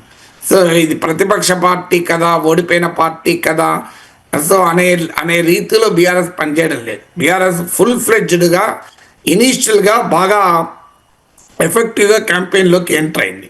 కాంగ్రెస్ పార్టీ వాస్తవంగా క్యాంపెయిన్లో ఇనీషియల్గా వీక్ ఉంది, కానీ ఇటీవల లాస్ట్ 2-3 డేస్ నుంచి కాంగ్రెస్ పార్టీ క్యాంపెయిన్ కూడా పుంజుకుంది. అది ఫీల్డ్ మీద కానీ సోషల్ మీడియాలో కానీ కంపారిటివ్లీ గతంతో పోలిస్తే కాంగ్రెస్ పార్టీ తన క్యాంపెయిన్ పెంచింది. బీజేపీ కూడా క్యాంపెయిన్ కాస్త ముమ్మరం చేసింది. కానీ బీజేపీకి ఛాలెంజ్ ఏంటంటే, బీజేపీ ఎంత క్యాంపెయిన్ చేసినా పోటీలో బీఆర్ఎస్ వర్సెస్ కాంగ్రెస్ అని ఉన్నప్పుడు బీజేపీకి జనరల్ డిసడ్వాంటేజ్ ఉంటుంది. బీజేపీ వర్సెస్ కాంగ్రెస్ అనే రీతిలో వాతావరణాన్ని మార్చగలగాలి. అది బీజేపీ చేతిలో కూడా ఉండదు, అది బీఆర్ఎస్ చేతిలో ఉంటుంది కదా. సో బీఆర్ఎస్ని మించి తామే కాంగ్రెస్కు పోటీ అనే రీతిలో ఉండాలి, లేదా బీఆర్ఎస్ బీజేపీల మధ్య పోటీ అనే వాతావరణం రావాలి. ఆ అవకాశం లేదు, ఎందుకంటే కాంగ్రెస్ అధికారంలో ఉండడం దీనికి ముఖ్యమైన కారణం. సో పోటీ బీజేపీ వర్సెస్ కాంగ్రెస్ ఉందనుకోండి, మీకు బీఆర్ఎస్ దెబ్బతింటుంది. ఇప్పుడు మీకు అది లోక్సభ ఎలక్షన్లో మనం చూసాం, మీకు BRS versus BJP versus Congress ఉండే బీఆర్ఎస్ దెబ్బతింది, ఒక్క సీటు కూడా రాలే, 17% ఓటింగ్ వచ్చింది. కానీ పోటీ బీఆర్ఎస్ వర్సెస్ కాంగ్రెస్ అనే అసెంబ్లీ ఎలక్షన్ ఉండే, అప్పుడు బీజేపీకి 14% ఓటింగ్ వచ్చింది. అంటే కాంగ్రెస్కు పోటీ బీఆర్ఎస్ అనుకున్నప్పుడేమో ప్రజలు బీజేపీని 14%గా పరిమితం చేశారు. పోటీ బీజేపీ వర్సెస్ కాంగ్రెస్ అనుకున్నప్పుడు లోక్సభ ఎలక్షన్లకు వచ్చే వరకు బీఆర్ఎస్ 17%గా పరిమితం చేశారు. ఈ ఎక్స్పీరియన్స్ మనకి ఏం చెప్తోంది? అందువల్ల బీజేపీ గనక ఎంత బ్రహ్మాండంగా క్యాంపెయిన్ చేసినా పొలిటికల్ నరేటివ్లోకి రాగలిగాలి. అంటే తానే ప్రధానమైన పోటీదారు కాంగ్రెస్ కని, అది రావాలి అంటే బీజేపీ పైన ఆధారపడలేదు, అది బీఆర్ఎస్ పైన కూడా ఆధారపడుతుంది. బీఆర్ఎస్ ఆ అవకాశాన్ని బీజేపీకి ఇస్తున్నట్టు కనిపించడం లేదు. ప్రొఫెసర్ గారు, అంటే భారత్ పాకిస్తాన్ యుద్ధంతో పాటు చాలా యుద్ధాలని ఆపానని చెప్పుకుంటూ ఉన్న ట్రంప్ వచ్చే ఏడాది నోబెల్ పీస్ ప్రైజ్ కోసం ప్రయత్నించే అవకాశం ఉంది. ఇప్పటికే జపాన్ ప్రధాని కూడా తకాయిచి కూడా హామీ ఇచ్చారు సార్, మేము నామినేట్ చేస్తాము అని చెప్పి. ఏంటి సార్, ఏం జరిగే అవకాశం ఉంది? ఆ మద్దతు లభిస్తుందా నోబెల్ పీస్ ప్రైజ్ కోసం ట్రంప్ కి? అంటే Nobel peace prize is not a canvassing activity కాదు కదా. ఇప్పుడు నాకు అర్థం కావాల్సింది ఏంటంటే, నోబెల్ పీస్ ప్రైజ్ యునైటెడ్ నేషన్స్లో మెజారిటీ నేషన్స్ నిర్ణయించవు. ఇప్పుడు 193 దేశాలు సమర్థించినా రావాలని రూల్ ఏం లేదు కదా. Nobel, that is a prize decided by the Norwegian Nobel Peace Committee. Norway దేశంలో చెందిన నోబెల్ ప్రైజ్ కమిటీ డిసైడ్ చేస్తుంది, జ్యూరీ డిసైడ్ చేస్తుంది. అది ఎన్ని దేశాల మద్దతు ఇస్తున్నాయి, వాళ్ళకి ఎంతమంది ఓట్లు వేశారు, వాళ్ళ బలం ఎంత అనే యాంగిల్లో రావు కదా. ఇప్పుడు వెనిజులా అపోజిషన్ లీడర్కి ఇచ్చారు, ఎన్ని దేశాలు ఇవ్వమని అడిగాయి, ఏ దేశమైనా అడిగిందా, అడగపోయినా ఇచ్చారు కదా. మీకు మలాలా యూసుఫ్ రాజా, మా పాకిస్తాన్ అమ్మాయి బాలికల విద్య కొరకు సింబల్గా నిలబడి తాలిబాన్ల దాడికి ఎదుర్కొన్న మలాలకు ఇచ్చారు. ఏ దేశం అడిగింది మలాలకు ఇవ్వమని? కైలాస్ సత్యార్థి బచ్పన్ బచావ్ ఆందోళన్, చైల్డ్ లేబర్ పై ఇండియాలో ఫైట్ చేస్తున్న కైలాస్ సత్యార్థి ఫౌండేషన్కి ఇచ్చారు. ఇవ్వమని ఎవరు అడిగారు? ఏ దేశంలో అడిగారా? అందువల్ల నోబెల్ ప్రైజ్ అనేది దేశాధినేతలు నిర్ణయించరు. ఎన్ని దేశాల మద్దతు ఇస్తున్నాయన్న దానిపైన నిర్ణయం జరగదు.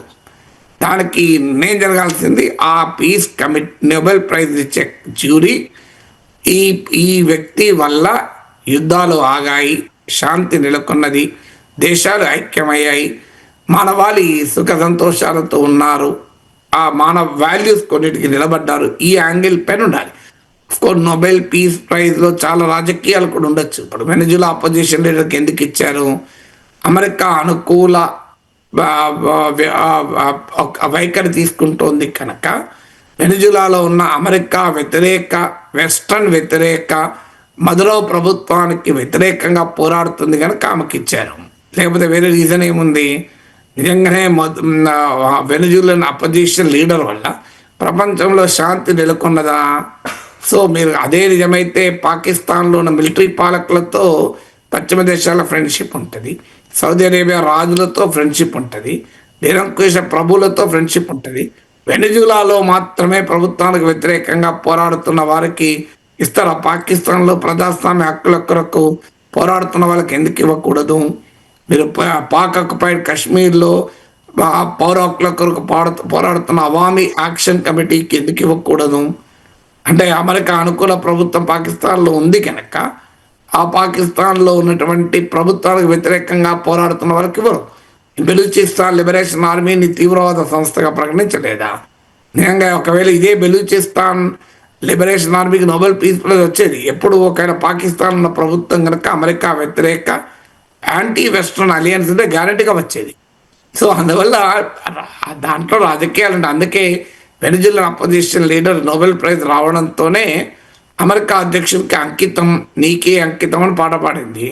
సో అందువల్ల కారణాలు అది, దాంట్లో పాలిటిక్స్ ఉంటాయి. అయితే ట్రంప్ క్యాన్వాసింగ్ చూస్తే విచిత్రంగా ఉంది. ఇప్పుడు గతంలో ముందు పాకిస్తాన్ ప్రతిపాదించింది, ఆ తర్వాత మీకు ఇజ్రాయెల్ మద్దతు ఇచ్చింది. ఈ రెండు అమెరికా క్లయింట్ స్టేట్స్. ఇకపోతే ఇప్పుడు జపాన్, అమెరికా మిత్రదేశం. బహుశా తర్వాత ఒక్కొక్క కంట్రీతో అనిపిస్తాడు అనుకుంటాను. ఇప్పుడు India Nobel peace praise nominate చేయాలన్న కోపం కూడా ట్రంప్కి ఉంది. కొంతమంది ఇంటర్నేషనల్ విశ్లేషకులు అది కూడా చెప్తున్నారు, భారత్ పైన కోపం అదే అని. సో మనకు అర్థం కావాల్సింది, ట్రంప్ నిజంగానే యుద్ధ భయాన్ని పాలద్రోలేడా? నేను యుద్ధాలు ఆపాను, 9 యుద్ధాలు ఆపానని చెప్పుకోవచ్చు. మీకు ట్రంప్ వచ్చాక డిఫెన్స్ స్పెండింగ్ పెరిగింది, మిలిటరీ స్పెండింగ్ పెరిగింది. అమెరికన్ మిలిటరీ ఇండస్ట్రీకి బాగా ఆర్డర్స్ వచ్చేలా ట్రంప్ వైఖరి ఉంది. ఇప్పుడు గతంలో ట్రంప్ ఫస్ట్ టర్మ్లో యూరప్ 2% జీడిపిని డిఫెన్స్ స్పెండింగ్లో పెట్టాలని ఒత్తిడి తెచ్చారు. ఇప్పుడు దాన్ని 5% తమ డిఫెన్స్ స్పెండింగ్, దాని జీడిపి కాదు, 2% నుంచి 5%కి పెంచాలి అని చెప్పి ఇప్పుడు ఒత్తిడి తెస్తున్నారు. ఇప్పుడు 5%కి పెంచాలని చాలా దేశాలు 5%కి వచ్చాయి. ఇప్పుడు ఏం జరుగుతున్నది? యూరోపియన్ మిలిటరీ ఇండస్ట్రీ ఏమో డెవలప్ కాలేదు అంతగా, వాళ్ళేమో డిఫెన్స్ స్పెండింగ్ను 2% నుంచి 5% పెంచారు. దీంతో అమెరికన్ కంపెనీలకు భారీగా ఆర్డర్స్ వస్తున్నాయి. లాకీడ్ మార్టిన్ ఇలా అమెరికన్ ఎకానమీని మిలిటరీ ఇండస్ట్రియల్ కాంప్లెక్సెస్ శాసిస్తాయి. సో ఆ మిలిటరీ ఇండస్ట్రీకి ఉపయోగపడేలా ట్రంప్ వైఖరి ఉంది. సో ట్రంప్ అధికారంలోకి వచ్చాక మీకు డిఫెన్స్ స్పెండింగ్ గణనీయంగా పెరిగింది, మిలిటరీ పైన చేసే వ్యయం పెరిగింది. ఇది మొదటిగా మనకు అర్థం కావాల్సింది. మరి వార్ మిషనరీ పెరిగితే పీస్ ప్రైజ్ ఇవ్వమంటే ఎట్లా? పోనీ వార్స్ ఆపాడా? మిడిల్ ఈస్ట్లో ఇజ్రాయిల్కు అరబ్ దేశాలకు మధ్య ఘర్షణ ఉంది. ఇరాక్ లిబియాలపై దాడి చేశాక అమెరికా మిడిల్ ఈస్ట్లో పశ్చిమాసియాలో ఎంటర్ కాలే. ఇప్పుడు తాజాగా ఇరాన్ పైన దాడి చేసింది. అంటే ప్రత్యక్షంగా అమెరికా యుద్ధానికి దిగింది. ఒక రష్యా అమెరికాల మధ్య చాలా ప్రమాదకరమైన స్థాయికి వెళ్తున్నాయి పరిస్థితులు. ఇప్పటికీ ఉక్రెయిన్ వార్ పరిష్కారం దొరకకపోగా తాజాగా రష్యా బుర్వెస్నిక్ అనే న్యూక్లియర్ రియాక్టర్తో పనిచేసే 14,000 కిలోమీటర్ ప్రయాణం చేసిన క్రూయిజ్ మిసైల్ ప్రయోగించింది. దానికి ట్రంప్ రెస్పాండ్ అవుతూ అన్ని వేల కిలోమీటర్ల ప్రయాణం చేయాల్సిన అవసరమే లేదు, మా న్యూక్లియర్ సబ్మెరీనర్ రష్యా తీరాన ఉంది అని హెచ్చరించాడు. సో అమెరికా రష్యాల మధ్య టెన్షన్స్ పెరుగుతున్నాయి. ప్రపంచం మరింతగా డివైడెడ్. మీరు ఎకానమీగా చూసినా మిలిటరీగా చూసినా the world is more divided than ever before కదా. సో అలాంటప్పుడు మరి ఎలా పీస్ ప్రైజ్కి ఎలిజిబుల్ అవుతాడు? ప్రపంచాన్ని ఐక్యం చేయలేక కదా. ట్రంప్ బాధ ఏంటంటే తన ప్రత్యర్థి అయిన ఒబామాకి ఇచ్చి ట్రంప్కున్న రేసిస్ట్ అవుట్లుక్ వల్ల ఆయన తన బ్లాక్ ఆఫ్రో అమెరికన్ అయిన ఒబామాకు నోబెల్ ప్రైజ్ రావడం ఏంటి, వైట్ సుప్రీమసిస్ట్ పాలసీస్ అనుసరించే తనకు ఎందుకు రావడం లేదు అన్నది ట్రంప్ బాధ. కానీ ట్రంప్ బాధ ప్రపంచం బాధ కావాలని రోజులు లేదు కదా. పాకిస్తాన్ లాంటి ఒక దేశాధ్యక్షుడు మిలిటరీ చీఫ్ నా ఫేవరెట్ అని చెప్పుకుంటున్నాడు. ఎక్కడైనా మిలిటరీ చీఫ్ ఫేవరెట్ ఉంటారా? పీస్ మేకర్లు ఫేవరెట్ ఉంటారు కనుక. సో ఇజ్రాయిల్ గాజా ఒప్పందం కుదిరింది, తాను ఈ ఒప్పందం కుదిర్చాను కనుక తను నోబెల్ ప్రైజ్ అన్నారు. ఏముంది ఆడప్పుడు గాజా ఒప్పందం? మళ్ళీ ఇజ్రాయిల్ దాడులు చేస్తుందని హెచ్చరిస్తోంది. ట్రంపే హమాస్ని హెచ్చరిస్తున్నాడు భయంకరమైన దాడులు చేస్తారని. అమెరికా చైనాల మధ్య ట్రేడ్ టెన్షన్స్ పెరిగాయి. సో మీకు భారత్ పాకిస్తాన్ల మధ్య టెన్షన్లు ఏమైనా ఫైనల్ పరిష్కారం వచ్చిందా? కాల్పుల విరమణ జరగడం పరిష్కారం కాదు కదా. మీకు పాకిస్తాన్ ఏమైనా ఇండియాకు తీవ్రవాదాన్ని ఎగుమతి చేయడం ఆపిందా? నాటో లాంటి మిలిటరీ కూటములు ఆగిపోయాయా? ఏం జరిగింది? ఎందుకని నోబెల్ పీస్ ప్రైజ్ రావాలి? తన డిప్లొమసీతో నోబెల్ ప్రైజెస్ రావు కదా. ఇక వెనిజులాపై ఏ క్షణమైన అమెరికా దాడి చేయవచ్చనే వార్తలు వస్తూ ఉన్నాయి సార్. అమెరికా కొన్ని వార్షిప్స్ అండ్ జెట్ ఫైటర్స్ ని కరేబియన్ సీలో అంటే వెనిజులా సమీప జలాల్లో సముద్ర జలాల్లో ప్రవేశపెట్టింది, అక్కడ మోహరించింది అనే వార్తలు కూడా వచ్చాయి కదా సార్. అసలు వెనిజులాకి అమెరికాకి మధ్య ఉన్న వివాదం ఏంటి సార్? వివాదం ఏముంది? లాటిన్ అమెరికా ఇది మీకు మాండ్రో డాక్టర్ అంటాడు. అమెరికన్ ప్రెసిడెంట్ జేమ్స్ మాండ్రో అనుకుంటాను. ముందు పేరు సబ్జెక్ట్ కరెక్షన్. మాండ్రో డాక్టర్ ఏంటంటే తన బ్యాక్ యార్డ్ అమెరికా ఈ సౌత్ అమెరికన్ నేషన్స్ను లాటిన్ వాటిని తన బ్యాక్ యార్డ్గా భావిస్తుంది. సో మీకు క్యూబా, నికారగ్వా, ఎల్ సాల్వడార్, మీకు బ్రెజిల్, అలాగే బొలీవియా, వెనిజులా ఇదంతా తన బ్యాక్ యార్డ్గా అమెరికా భావిస్తుంది. తమ బ్యాక్ యార్డ్లో రష్యా, చైనా ఇన్ఫ్లుయెన్స్ ఉండకూడదు, తనకు ఇది తిరుగులేని ఇన్ఫ్లుయెన్స్గా ఉండాలి అని అమెరికన్ ప్రశ్నించేటువంటి ప్రభుత్వాలు ఉండకూడదు అనేది అమెరికా వైఖరి. అందుకే మీకు ఇప్పుడు బ్రెజిల్ పైన 50% టారిఫ్ విధించారు. ఇండియా పైన, బ్రెజిల్ పైన, ఈ రెండు దేశాల పైన చైనా కన్నా ఎక్కువగా 50% టారిఫ్ విధించారు. ఇప్పుడు తాజాగా చైనా పైన మళ్ళీ 100% అంటున్నాడు. కానీ అంతకుముందు చైనా పైన 30% ఉంటే ఇండియా పైన, బ్రెజిల్ పైన 50% పెట్టారు. ఇండియా అంటే రష్యన్ ఆయిల్ కొనడం మొదలు పెట్టారు. బ్రెజిల్ పైన ఎందుకు పెట్టారు? బ్రెజిల్ మాజీ ప్రెసిడెంట్ బోల్సనారో అమెరికాకు ఫ్రెండ్. సో ఒక పెద్ద నియంత బ్రెజిల్లో. ఆ బోల్సనారో పైన కేసు నడుస్తుంది. ఆ కేసు పెట్టినందుకు అంటే తిరుగుబాటుకు ప్రయత్నించాడు అని.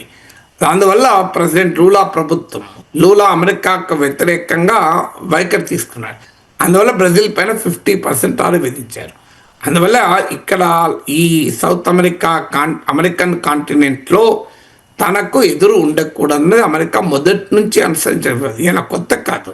ఇక అమెరికన్ మల్టీనేషనల్స్, ఇక నికారగ్వా, ఎల్ సాల్వడార్, ఈ లాటిన్ అమెరికన్ కంట్రీస్లో పెద్ద ఎత్తున సహజ వనరులను కూడా తమ గుప్పిట్లో పెట్టుకుంటుంది. ఇప్పుడు వెనిజులా ఇది one of the leading oil reserves ఉన్నటువంటి కంట్రీ.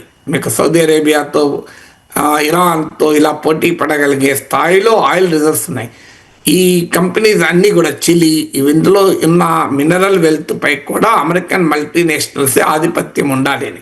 ఇప్పుడు చిలీలో కాపర్ మైన్స్ను అలండి ప్రభుత్వం జాతీయం చేస్తే వెంటనే అలండి పైన ఆపరేషన్ జరిపి లేపేసింది కూడా. వెనిజులా ప్రెసిడెంట్ మీకు హ్యూగో చావెస్ కాలంలో కూడా వెనిజులన్ ఆయిల్ వెల్త్ మా వైపే, మా దేశానికి ఉపయోగపడాలి అని ఆ ఆయిల్ వెల్త్ నేషనలైజ్ చేశారు. ఇప్పుడు ఆ పాలసీస్నే ప్రెసిడెంట్ మదురో అనుసరిస్తున్నాడు. పైకి మనకు చెప్పేది ఏంటంటే అక్కడ మానవ హక్కులు లేవు, డెమోక్రసీ లేదు, అపోజిషన్ డిసెంట్ అణచివేస్తున్నారని. అది నిజమాబద్ధం అనే చర్చలకు నేను వెళ్ళడం లేదు. అదే నిజమనుకున్నా మరి Saudi Arabia king, Jordan king, all Arab నేషన్ల రాజులు అమెరికాకు మిత్ర దేశాలు కదా, మరి అక్కడ డెమోక్రసీ ఉందా? ఆడ అపోజిషన్ పార్టీస్ ఉన్నాయా? ఆడ అసలు కనీసం మీడియా ఫ్రీడమ్ ఉందా? ఆడ సివిల్ రైట్స్ ఉన్నాయా? మరి వాళ్ళతో ఎందుకు రిలేషన్స్ ఉన్నాయి మన అమెరికాకు? సిరియాలోనైతే అమెరికా $1 కోటి బౌంటీ ప్రకటించిన తీవ్రవాదిగా, అల్ఖైదా తీవ్రవాదిగా ప్రకటించినటువంటి అతను ప్రెసిడెంట్గా ఉన్నాడు. అతను ఆమె ట్రంప్తో సమావేశమయ్యాడు. టెరిఫిక్ గా ట్రంప్ అతను ప్రశంసించాడు. సో పాకిస్తాన్ ఆర్మీ చీఫ్ అమెరికాకు ఫ్రెండ్. వీళ్ళంతా democracy, human rights, civil liberties వీటి కొరకు పనిచేస్తున్నారా? కానీ మరి వెనిజులాలో మాత్రం హ్యూగో చావెస్ ప్రభుత్వం, మదురో ప్రభుత్వం ప్రజాస్వామ్యాన్ని కూని చేస్తుంది, డిసెంట్ లేకుండా చేస్తుంది, ప్రతిపక్షాలను అణచివేస్తుందనే కారణాన అక్కడ ప్రభుత్వాలపైన కక్ష కట్టారని. అదంతా పైకి చెప్పే విషయం. లోపల చెప్పే అసలే అంశం ఏంటంటే ఆ వెనిజులాలో ఉన్న ఆయిల్ వెల్త్ అమెరికన్ మల్టీనేషనల్ల పరం కావాలి అని. అందుకు హ్యూగో చావెస్ నుంచి మదురో ప్రభుత్వాలు వ్యతిరేకిస్తున్నాయి. అందుకే ఇప్పుడు మోహరింపు. ఎందుకంటే అక్కడ ఉన్న తన అనుకూల ప్రభుత్వాన్ని రిజీమ్ చేంజ్ అంటారు. ఇది అమెరికా విధానం. మీకు ఇరాక్లో అదే చేశారు, లిబియాలో అదే చేశారు, చాలా దేశాల్లో చేశారు. అందువల్ల ఇప్పుడు పెద్ద ఎత్తున వార్షిప్స్ను, ఎయిర్క్రాఫ్ట్లు మీరు అన్నట్లు యుద్ధ విమానాల్ని మోహరించారు. ఒక రకంగా ఏ క్షణమైనా వెనిజులా పైన దాడి చేయవచ్చు అనే రీతిలో మోహరించారు. కొంత అంతర్జాతీయ విశ్లేషకులు అయితే దీన్ని క్యూబన్ మిసైల్ క్రైసిస్తో పోలుస్తున్నారు. సో అందువల్ల మొదటి లక్ష్యం ఏంటంటే అమెరికా కార్పొరేట్ ప్రయోజనాలకు విరుద్ధంగా అక్కడున్న ప్రభుత్వం పనిచేస్తుంది కనుక ఆ ప్రభుత్వాన్ని తొలగించాలి, తమ అనుకూల ప్రభుత్వాన్ని నెలకొల్పాలన్నది అమెరికా మొదటి లక్ష్యం. ఎందుకంటే వెనిజులా అపోజిషన్ లీడర్కి నోబెల్ పీస్ ప్రైజ్ వస్తే ఆ మిత్రుల మొదటి స్టేట్మెంట్ ఏంటి? ట్రంప్కు అంకితం అన్నారు. తమ దేశాన్ని అన్ని వైపుల నుంచి యుద్ధ విమానాలతో, వార్షిప్స్తో మోహరించి దిగ్బంధనం చేస్తున్న దేశాధ్యక్షునికి అంకితం చేశారు. దాన్ని బట్టి రాజకీయం అర్థమవుతుంది కదా. అందువల్ల నేనే మదురో ప్రభుత్వం గొప్పది అని వాదించడం లేదు. ఆ ప్రభుత్వం మంచిదా చెడ్డదా తర్వాత సంగతి. దాని ఆధారంగానే అమెరికా విధానాలుంటే పాకిస్తాన్, సౌదీ అరేబియా ఇలాంటి దేశాల్లో దుర్మార్గుల పక్షాన అమెరికా ఉంది కదా, ట్రంప్ ప్రభుత్వం ఉంది కదా, అది మనం మర్చిపోకూడదు. అందువల్ల మొదటి లక్ష్యం ఏంటంటే మదురో ప్రభుత్వాన్ని తొలగించి తన అనుకూల ప్రభుత్వాన్ని అక్కడ ఏర్పాటు చేయాలని. అందుకొరకు మదురో అనుకూలంగా ఉన్న మిలిటరీలో డివిజన్ తేవాలి, ఆయన పొలిటికల్ ఎస్టాబ్లిష్మెంట్లో డివిజన్ తేవాలి. ఇక మదురో ప్రభుత్వం పడిపోతుంది, ఆయన పైన బౌంటీ కూడా ప్రకటించారు. ఇప్పుడు మన దగ్గర మావోయిస్టుల పైన ప్రకటిస్తారే, అరెస్ట్ చేస్తే, ఒక దేశాధ్యక్షుని అరెస్ట్ చేస్తే మీకు ఇన్ని డబ్బులు ఇస్తామని ప్రకటించారు. చూడండి, మీకు ఎక్కడైనా ఇలా ఉంటుంది? ఒక దేశాధ్యక్షుడిని మంచా చెడ, అతను మంచివాడా చెడ్డవాడా ఆ దేశం నిర్ణయించుకుంటుంది. కానీ అమెరికా డిసైడ్ చేస్తుంది ఆ దేశాధ్యక్షుని అరెస్ట్ చేస్తే మీకు డబ్బులు ఇస్తామని. సో అక్కడ దాకా వెళ్ళారు. కారణం అందువల్ల ఇది మొదటి లక్ష్యం రెజీమ్ చేంజ్. అక్కడున్న ప్రభుత్వాన్ని కూలదోయాలి, అక్కడ ఆయిల్ వెల్త్, మినరల్ వెల్త్ను అమెరికా చేజిక్కించుకోవాలి. ఇది లాటిన్ అమెరికా అంతటా ఇదే రాజకీయం అమెరికా చేస్తూ వచ్చింది దశాబ్దాలుగా. రెండవది ఏంటంటే ఎప్పుడైతే అమెరికా వెనిజులా పైన ఆంక్షలు పెట్టిందో, వెనిజులా ఆయిల్ ఎక్స్పోర్ట్స్ పైన ఆంక్షలు పెట్టిందో, రష్యా, చైనా అండగా వచ్చాయి. ఇప్పుడు చైనా వెనిజులా ఆయిల్ దాదాపు 90 అత్యధికంగా చైనానే ఉంటుంది. పెద్ద ఎత్తున రష్యా సుకో యుద్ధ విమానాల్ని, ఇతర డిఫెన్స్ను సహాయం చేస్తుంది వెనిజులాకు. చైనా పెద్ద ఎత్తున పెట్టుబడులు కూడా పెడుతుంది వెనిజులాలో. అందువల్ల రష్యా చైనా ఇన్ఫ్లుయెన్స్ను కూడా నియంత్రించాలి. అందువల్ల అది కూడా తన పొలిమేరల్లో రష్యా చైనా ఇన్ఫ్లుయెన్స్ ఉండడం అనేది అమెరికా సహించలేకపోతుంది. అందువల్ల రష్యా చైనా ఇన్ఫ్లుయెన్స్ నియంత్రించాలి, తమ వ్యతిరేక ప్రభుత్వం ఉండకూడదని. ఇప్పుడు ఆల్రెడీ సిఏఏ కూడా ట్రంప్ పర్మిషన్ ఇచ్చాడు. కోవర్ట్ ఆపరేషన్స్ అంటే విద్రోహ చర్యలు చేయొచ్చు, తిరుగుబాటు చేయవచ్చు అని కూడా వార్తలు వస్తున్నాయి. అందువల్ల అసలు లక్ష్యం అది వెనుజులా ప్రజల్ని కాపాడడం కొరకు కాదు. ఇలా ఇప్పుడు పైకి చెప్తున్నది ఏంటంటే వెనుజులాలో డ్రగ్ మాఫియా ఉంది, వెనుజులా మాకు డ్రగ్స్ ఎగుమతి చేస్తుందని. కానీ వాస్తవంగా అమెరికాలోకి మీకు డ్రగ్స్ రకరకాల కొలంబియా పెద్ద కంట్రీ, మీకు ఇప్పుడు కెనడా నుంచి చైనా వరకు ఫెంటినిల్ ట్రేడ్ జరుపుతోంది. అమెరికాలోకి మత్తు పదార్థాలు పంపిస్తున్న కారణం చెప్పి వాళ్ళపైన ఆంక్షలు విధిస్తున్నారు కదా. సో మీకు ఇరాక్లో సద్దాం హుస్సేన్ చంపడానికి ఏం చెప్పారు? వెపన్స్ ఆఫ్ మాస్ డిస్ట్రక్షన్, జన విధ్వంసక ఆయుధాలు ఉన్నాయన్నారు. కానీ పాకిస్తాన్ దగ్గర న్యూక్లియర్ వెపన్స్ ఉన్నాయని ఆర్మీ చీఫ్ అసీం మునీర్ ఓపెన్గా అమెరికా గడ్డపైన ఫ్లోరిడాలో ప్రకటించాడు. మా దగ్గర అణ్వాయుధాలు ఉన్నాయి, మేము కనుక పడిపోయే పరిస్థితి వస్తే మాతో పాటు 50% ప్రపంచాన్ని పడేస్తామని. మరి అతని పైన ఏం తెలియలేదు. మై ఫేవరెట్ అసీం మునీర్ అంటున్నాడు. కానీ సద్దాం హుస్సేన్ దగ్గర అణ్వాయుధాలు ఉన్నాయని పేరు చెప్పి అక్కడ ఆయన లేపేశారు. ఇప్పటి వరకు 3 డికేట్ దాటిపోయింది. మరి ఇలా సద్దాం హుస్సేన్ దగ్గర అణ్వాయుధాలని అమెరికా ఎక్కడ పెట్టింది? అందువల్ల అసలు కారణం ఏంటంటే తమ అనుకూల ప్రభుత్వాలు నెలకొల్పాలి అని.